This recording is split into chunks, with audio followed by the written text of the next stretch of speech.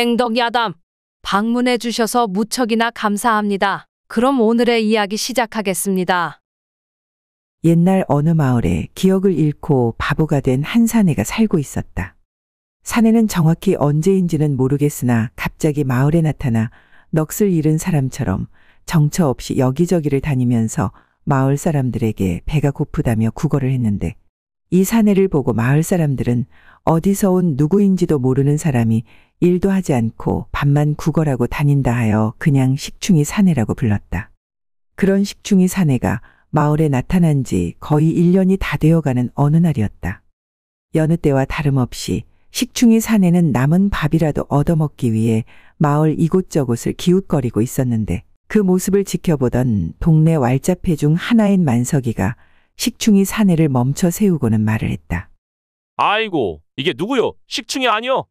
너 오늘 나한테 엄청 잘 걸렸다. 이 형님이 오늘 되는 일이 하나도 없는데 니놈한테 화풀이라도 해야겠으니까 네가 좀 이해를 해줘라이. 왈자패 만석이는 화풀이를 하겠다며 아무 잘못 없는 식충이 사내를 넘어뜨리고는 발길질을 하기 시작했다. 아무런 저항도 할 수 없었던 식충이 사내는 이유도 모른 채 그저 만석이의 매를 얻어맞을 뿐이었다. 하! 이제야 좀 후련하네. 역시 식충이 네가 때리는 맛이 있어. 너 그렇게 찬바닥에 오래 누워있으면 입 돌아간다. 더 맞고 싶지 않으면 엄살 그만 떨고 얼른 일어나서 꺼져. 멀리 못 나가니까 조심히 가고 우리 종종 보자. 만석이의 말이 끝나자 식충이 사내는 일어나 도망가기 시작했다. 얼마나 달렸을까? 마을 외곽까지 도망을 치고 나서야 식충이 사내는 거친 숨을 내쉬며 길바닥에 주저앉았다. 그때 우물에서 물을 깃던 한 여인이 물 한 바가지를 들고는 식충이 사내에게 말을 걸었다. 여기 이 물 드시고 숨 좀 돌리셔요. 식충이 사내는 물을 마시라는 말에 일어나 여인이 건네는 물 바가지를 받아 들고는 허겁지겁 물을 마셨다. 그런데 그만 물사례가 걸려 콜록콜록 거리며 헛기침을 하기 시작했다. 아이고, 뭐가 그리 급하시다고. 천천히 드셔도 될 것을. 여인은 물사례로 힘들어하는 식충이 사내에게 가까이 다가가 등을 쓰다듬어 내려주었는데, 식충이 사내를 가까이에서 보니 얼굴 곳곳에 피가 나고 있었고 몸 이곳저곳에는 멍자국도 보였다. 얼핏 겉모습만 봐도 성한 곳 찾기가 어려울 정도로 상처가 많았던 것이었다. 어디서 온 누구시오? 몰라. 난 아무것도 몰라. 식충이 사내의 말을 들은 여인은 혼자 생각했다. 아, 이 사내가 마을에 돌아다닌다는 그 식충이 사내인가 보구나. 근데 어쩌다 저리 얻어맞은 거지? 행여 도둑질을 하다 걸렸나? 아니면 남의 음식을 훔쳐먹다가 걸렸나? 저 상태로 그냥 뒀다가는 상처가 골마서 큰 병을 얻을 게 뻔한데. 그렇다고 집으로 데려가면 청상과부가 남정네를 끌어들였다고 소문이 날 텐데 이 일을 어쩌지? 그래, 이렇게 하자. 소문이 무서워서 다친 사람을 버려두고 갈 수는 없는 노릇이니 집에 데려가서 상처만 치료해주고 돌려보내자. 상처만 돌봐주고 보내면 별일 없을 거야.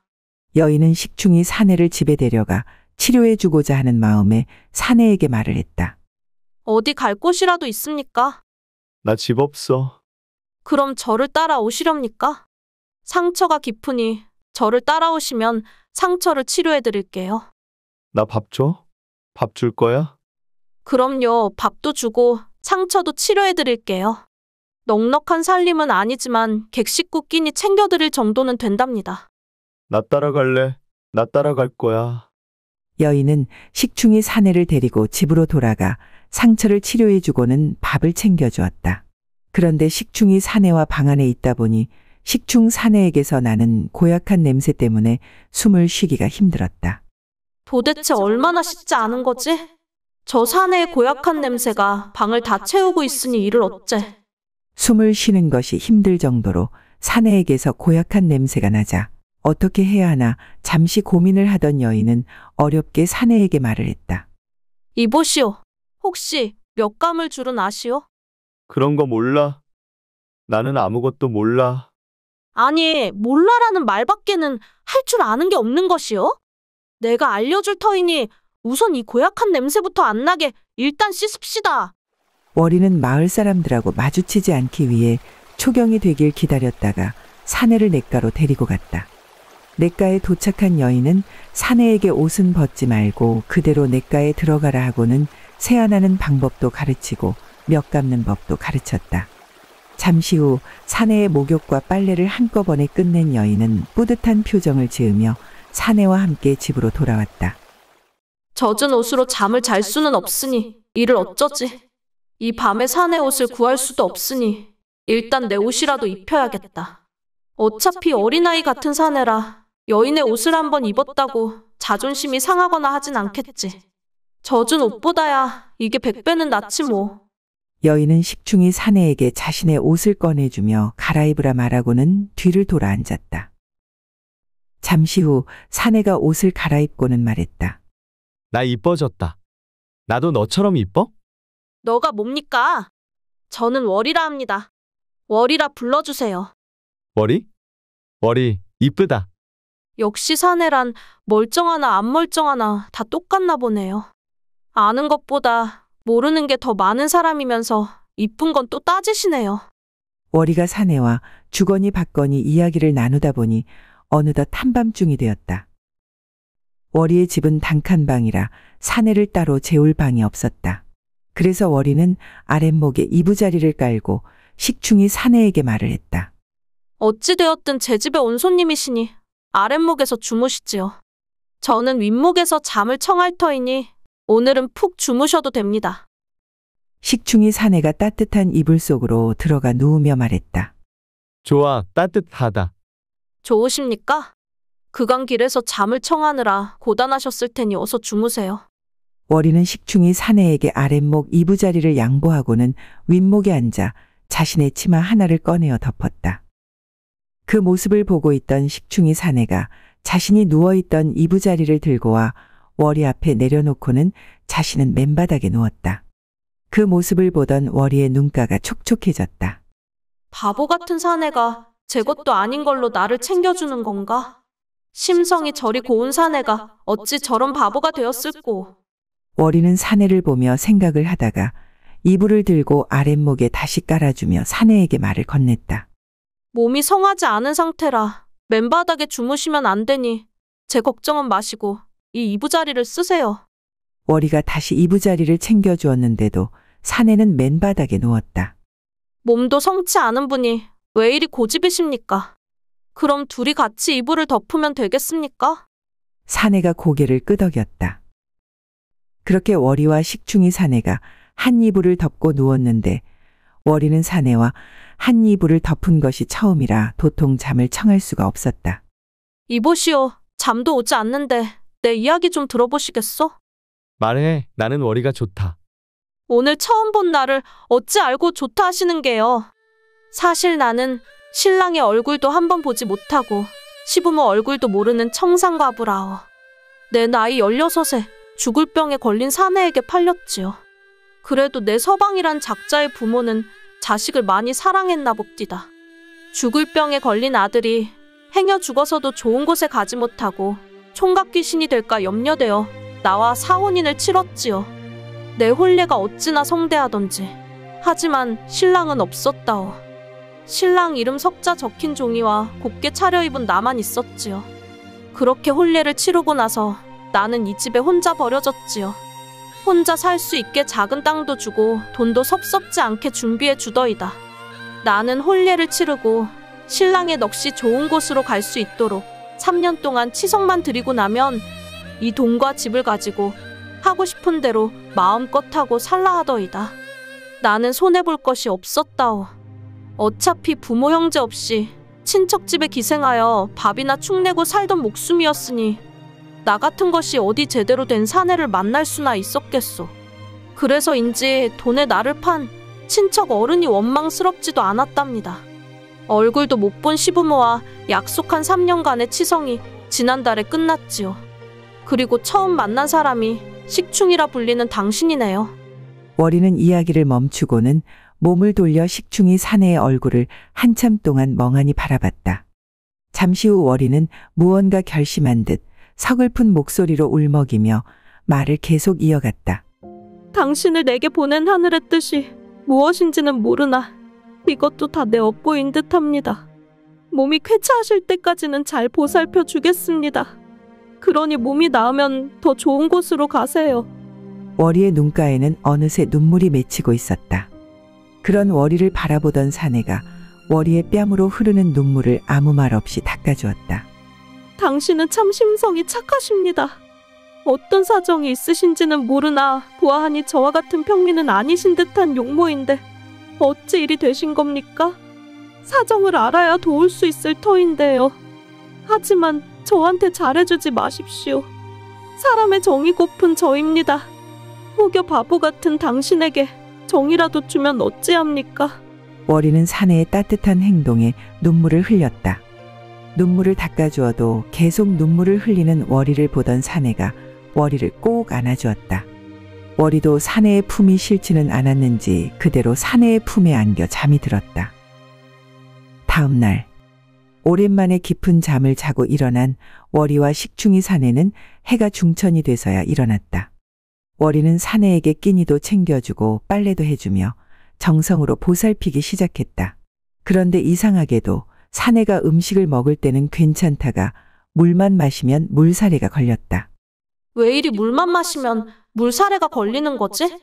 월이는 낙엽 하나를 주어 깨끗이 닦고는 물그릇 위에 띄워 식충 사내에게 건네며 말했다.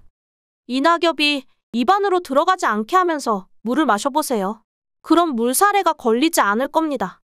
사내는 월이에게 물그릇을 건네받아 낙엽을 보며 물을 마셨다. 그런데 정말 월이의 말처럼 물사례가 걸리지 않았다. 거봐요, 내 말이 맞지요? 이젠 물을 마실 때마다 낙엽을 띄워 마시도록 해요.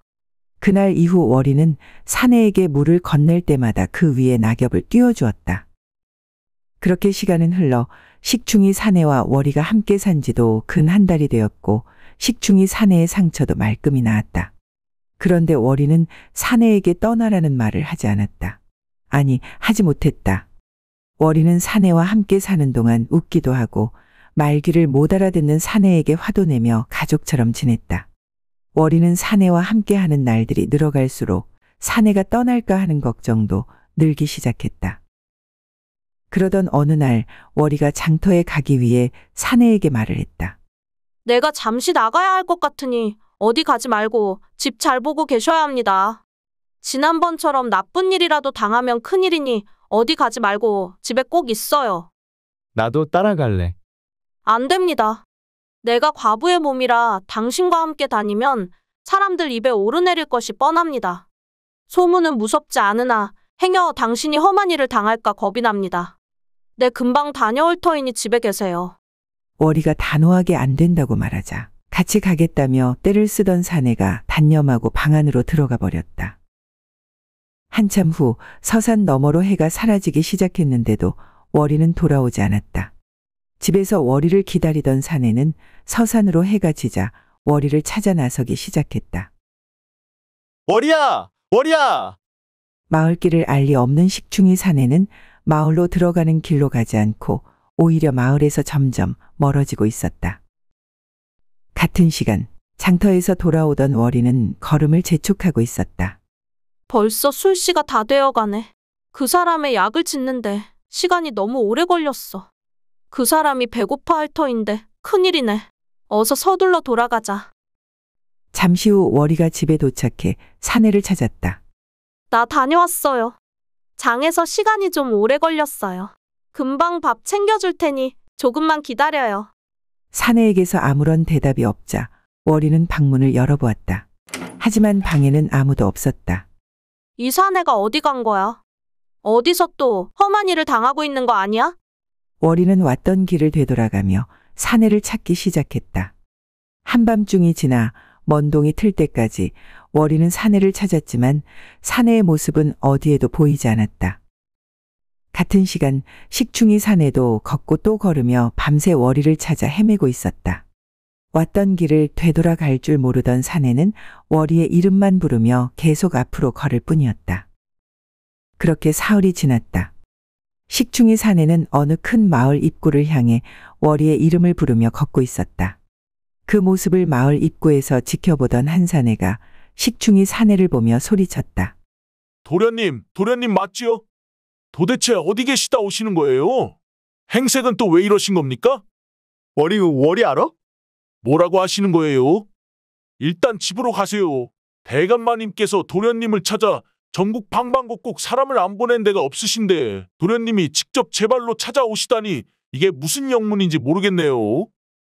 돌쇠는 식충사내를 데리고 큰 기와집으로 향했다. 대감마님, 아씨, 어서 나와보세요.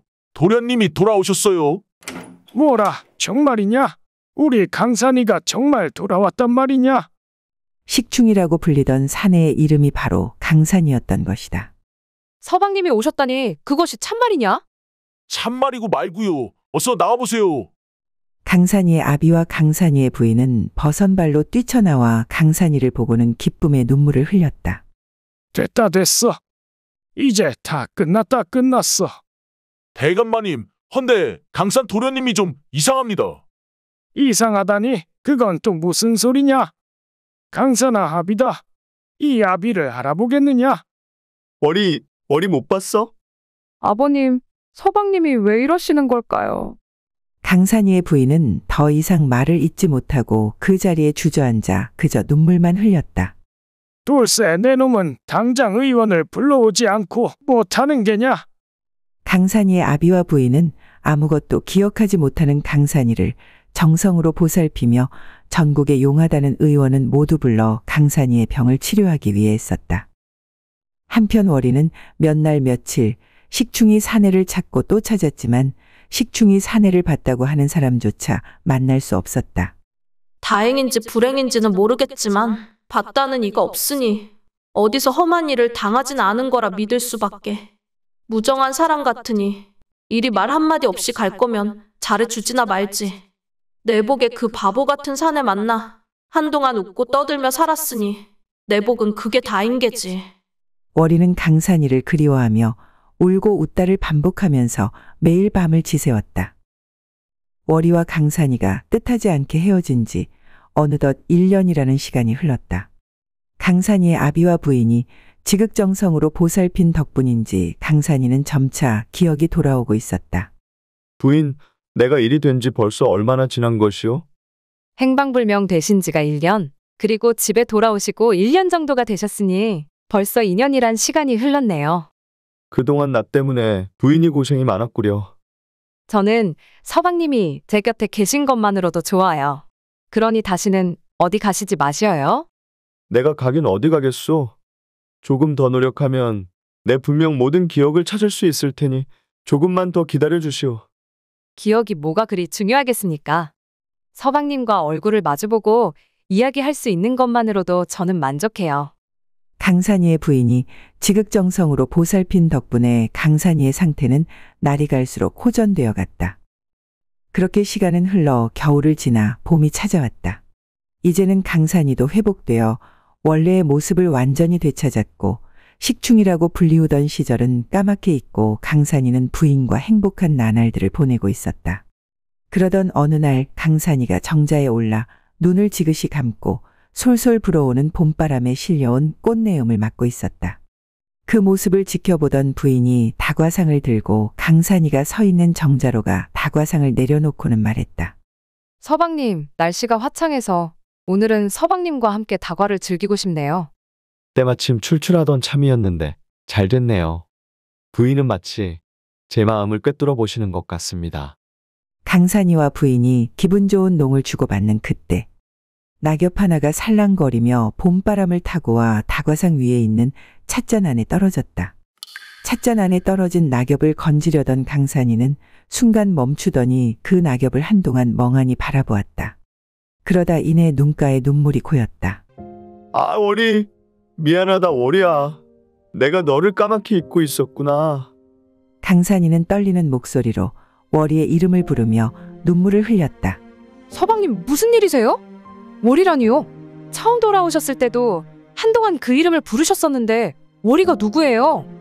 강산이는 부인에게 자신이 인근 친척집에 가던 중 도적들을 만나 머리를 다쳐 기억을 잃은 채 식충이 사내로 떠돌던 때의 일들이 떠올랐다며 자신을 구해준 월이와의 일들을 모두 이야기해 주었다.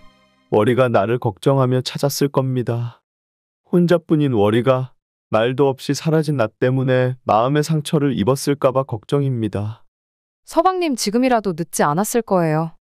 어서 그곳으로 가셔서 월이라는 여인을 데려오셔요. 그 여인만 괜찮다면 그 여인을 서방님의 소실로 거두시는 게 좋을 듯 합니다. 부인, 그게 무슨 말이오? 제정신으로 하시는 말입니까? 서방님을 생각하는 마음이 저와 다르지 않은데 그런 여인을 어찌 그곳에 혼자 둘 수 있겠어요. 부인 고맙습니다. 하지만 아버님이 워낙 엄하신데 월이의 신분을 아시면 가당치 않을 일 아니겠소. 그 문제는 제가 잘 풀어보겠으니 서방님은 아무 걱정 마시고 어서 사람을 시켜서 월이라는 여인을 데리고 오도록 하세요. 다음 날 강산이는 하인에게 월이를 데려오라 명하였다. 그리고 강산이의 부인은 시아버님에게 허락을 받기 위해 꾀를 내었다. 강산이에게 있었던 일을 고담으로 만들어 시아버님께 아침 문안 드릴 때 그 고담 이야기를 들려드리는 것이었다. 강산이의 부인은 고담 이야기를 빙자한 강산이에게 있었던 일들을 시아버님 곁에서 나긋나긋한 목소리로 들려드리고는 시아버님께 여쭈었다. 아버님, 아무리 엄격하신 분이라 하더라도 아들의 생명을 구해준 사람인데 그 사람의 신분을 따질 수는 없지 않겠어요? 그럼 그렇고 말고 부모된 도리로야 자식이 첩을 두는 걸 막아야 하나. 이런 경우는 결코 나무랄 수 없는 거지. 시아버지의 말을 들은 강산이 부인은 이제야 안심이다 라는 듯이 한숨을 내쉬고는 이실직고를 했다. 아버님, 사실 이 이야기는 고담이 아니라 바로 서방님이 겪은 일입니다. 시아버지는 갑자기 얼굴색이 환한 표정으로 바뀌었다. 그래도 며느리는 정색하고 아뢰었다. 아버님과 며느리 사이는 높고 낮기가 엄연하오나 이렇게 정성을 다해 말씀드렸는데 순식간에 표정이 바뀌시다니요. 못난 이 며느리가 정녕 그릇된 생각을 한 것입니까? 그제야 시아버지는 얼굴을 펴고 말했다. 우리 아들을 살려준 은인이니 내 어찌 외면할 수 있겠느냐. 네 마음이 바다와 같으니 이 뜻이 그러하다면 이 뜻대로 하려무나.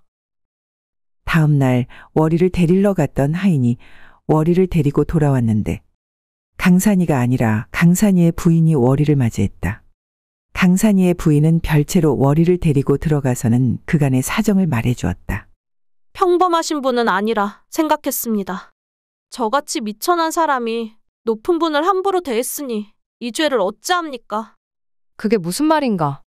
자네는 서방님의 목숨을 구해준 것뿐 아니라 서방님을 정성으로 보살펴 주었네. 내 신분 차이만 아니면 자네에게 큰 절이라도 했을 걸세. 아닙니다. 제가 그분께 받은 것이 더 많습니다. 그래서 말인데 자네만 괜찮다면 서방님의 여인이 되어줄 수 있겠는가? 마님, 진심으로 하시는 말씀입니까? 내 말엔 조금의 거짓도 없다네. 자네라면 나도 자매처럼 의족해 지낼 수 있을 듯한데 자네는 내가 싫은 겐가? 아닙니다. 사람의 정을 처음으로 알려주신 분과 함께 할 수 있다면 저는 그분의 종으로 살아도 좋습니다. 우리 집에 종은 많이 있다네. 부디 나와 함께 서방님을 보필해 주었으면 하네. 월이는 강산이 부인의 말을 듣고는 감사하다며 하염없이 기쁨의 눈물을 흘렸다.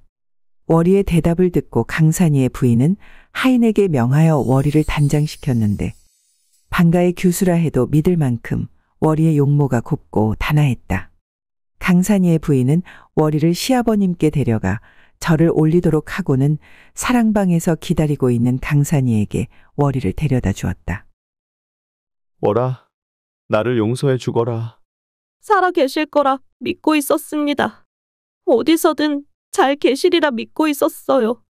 강산이와 월이는 한참 동안 서로를 바라보며 눈물을 흘렸다. 그 후로 며칠 뒤 강산이의 부인은 작게나마 강산이와 월이의 혼례를 치러주고는 평생을 사이좋은 자매처럼 지냈고 둘은 강산이를 보필하며 행복하게 살았다고 한다. 재미있게 시청하셨다면 구독과 좋아요 부탁드립니다. 여러분의 구독과 좋아요는 뺑덕 야담에게 큰 힘이 됩니다. 그럼 더 재미난 이야기로 다시 찾아뵙겠습니다.